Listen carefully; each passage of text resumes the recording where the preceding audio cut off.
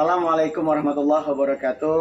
Perkenalkan, saya Sabli, CJP Angkatan ke-9 dari SMA Negeri 2 Tunggalilir, Kabupaten Banyuasin.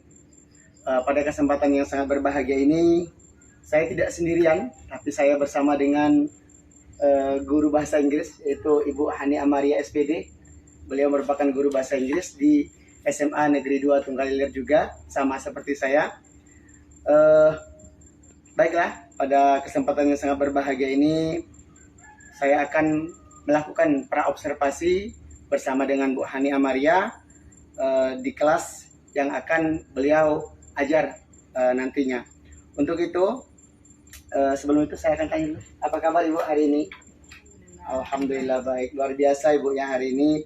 Mudah-mudahan kita selalu sehat, diberi lindungan oleh Allah Subhanahu wa taala sehingga aktivitas kita dapat berjalan sesuai dengan apa yang kita harapkan. Baik, sebelum melakukan observasi ini Bu, saya akan memberikan dulu tujuan kita melaksanakan observasi ini. Yang pertama yaitu agar Ibu dapat mampu mengetahui dan mengevaluasi saat proses pembelajaran yang Ibu lakukan di kelas. Jadi maka praobservasi ini sangat penting dilakukan untuk mengukur sejauh mana nantinya ketercapaian antara rencana Ibu dengan pelaksanaan nanti ketika observasi dilakukan di kelas. Seperti Ibu, itu Ibu. Iya. Baik, namun sebelum itu saya akan bertanya dulu kepada Ibu. Kira-kira apa tujuan yang Ibu ingin capai ketika melaksanakan pembelajaran di kelas? Oke. Kebetulan saya ini kan untuk tahun ajaran ini ngajar di kelas 10 ya, untuk penerapan kurikulum merdeka ini.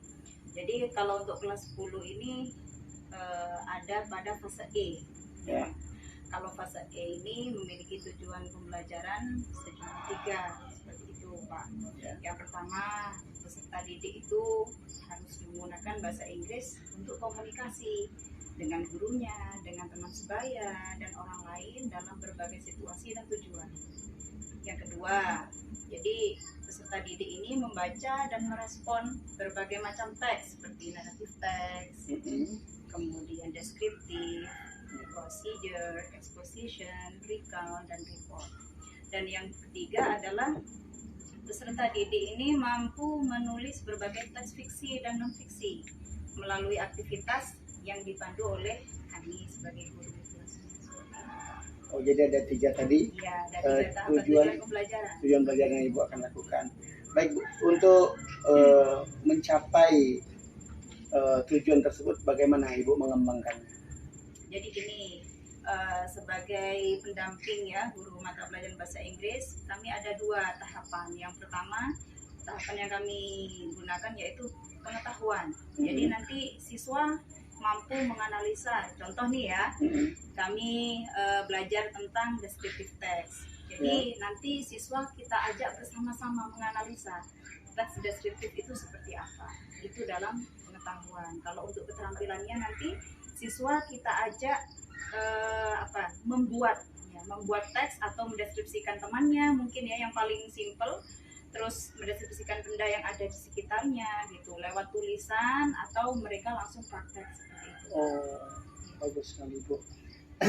Nah, kira-kira Bu, saya nih ingin tahu agak lebih dalam ya, dan mendengarkan langsung dari Ibu nih, apa strategi pembelajarannya, model, dan juga metode yang Ibu akan gunakan ketika nanti Ibu akan melaksanakan pembelajaran di kelas. Oh iya. Jadi gini Pak, kalau strategi pembelajaran yang akan kami gunakan masih pembelajaran berdiferensiasi berdasarkan kesiapan siswa. Ya. Jadi kita harus bisa memastikan apakah siswa ini sudah siap belajar atau belum, dan harus diintegrasikan dengan kesiapan sosial dan emosional mereka seperti itu. Nah, dalam pembelajaran bahasa Inggris ini karena di fase E itu sudah mulai pendekatan menggunakan teks, maka kita memiliki 4 basis pendekatan ya. Ada atau itu building knowledge seperti itu, building knowledge ya. Kemudian ada MOT, modeling of the text, kemudian ada juga COT, joint construction, itu biasanya berkelompok, dan yang terakhir itu ICOT atau independent construction of the text. Nah, untuk mendampingi mereka ini nanti kami kan akan belajar tentang descriptive text ya. Ya. Jadi ada dua atau combining ya, kita Ya. kombinasi, yaitu MOT dengan ICOT. Jadi modeling of the text, kita sediakan sebuah teks seperti itu, kita analisa bersama. Kemudian kalau mereka sudah kita rasa mampu, maka mereka akan kita minta secara independen, secara mandiri untuk membuat teks tersebut baik lisan maupun tulis. Seperti itu. Jadi ada kerjanya kelompok, juga ada kerjanya secara individu gitu seperti itu. Iya, jadi memang implementasinya seperti itu. Untuk medianya apa itu, Bu? Media yang kami gunakan ini nanti pasti yang pertama laptop ya Pak ya. Ya. Laptop, karena itu nanti akan kami sajikan sebuah gambar Mhm. visual ya, jadi Ya. mereka bisa langsung melihat gambarnya nanti. Kemudian ada contoh beberapa teks yang ada kaitannya dengan gambar itu Pak. Ya. Nah itu kita sajikan dalam PowerPoint. Mhm. Kemudian yang pasti harus didukung dengan sound system yang bagus. Ya. Karena kita selain belajar teks, kemudian mereka melihat secara visual gambarnya seperti apa, mereka langsung audionya juga dapat seperti itu. Jadi belajar listening gitu Pak. Bagus sekali, Bu, karena itu memang ada 3 tahapan untuk kebutuhan pembelajaran siswa itu. Bahwasanya ada melalui auditori, mereka mendengar gitu Iya. boleh, kemudian visual mereka juga bisa melakukan dengan melihat atau menonton, dan terakhir adalah kinestetik tadi, mereka dengan mempraktekkan langsung dengan gerakan seperti itu sudah pembelajaran berdiferensiasi, Bu, itu sangat baik sekali. Kemudian kira-kira ini, Bu, dari rencana yang Ibu ungkapkan tadi, langkah-langkahnya, media dan lain sebagainya, kira-kira kapan itu dilakukan? Di hari apa, di kelas berapa, dan jam berapa? Oh ya, ini insya Allah akan saya laksanakan di tanggal 25 Maret Pak. Mhm. Itu di kelas 10.2. Ya, Nah, itu jam pertama. jam pertama Jam itu. pertama dan jam kedua itu jam 1-2 lah. Oke, Bu. Ya, terima kasih untuk observasi hari ini.